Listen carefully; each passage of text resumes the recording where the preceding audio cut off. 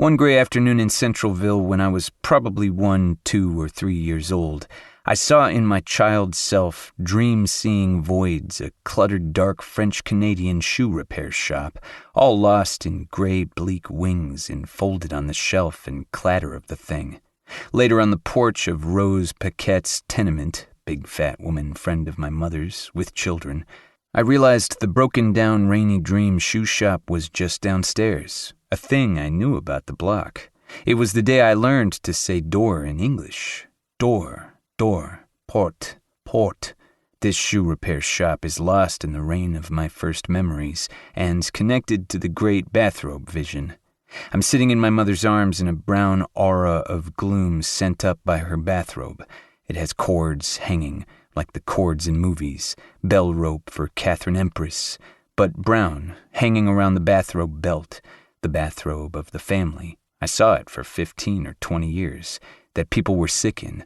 Old Christmas morning bathrobe with conventional diamonds or squares design, but the brown of the color of life, the color of the brain, the gray-brown brain, and the first color I noticed after the rainy grays of my first views of the world in the spectrum from the crib so dumb.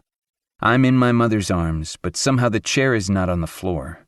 It's up in the air, suspended in the voids of sawdust-smelling mist blowing from Lajoie's woodyard, suspended over yard of grass at corner of West 6th and Boisvert. That daguerreotype gray is all over, but my mother's robe sends auras of warm brown, the brown of my family. So now, when I bundle my chin in a warm scarf in a wet gale, I think on that comfort in the brown bathrobe.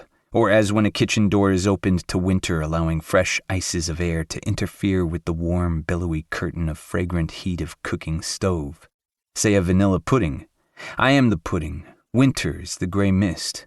A shudder of joy ran through me when I read of Proust's teacup, all those saucers in a crumb, all of history by thumb, all of a city in a tasty crumb.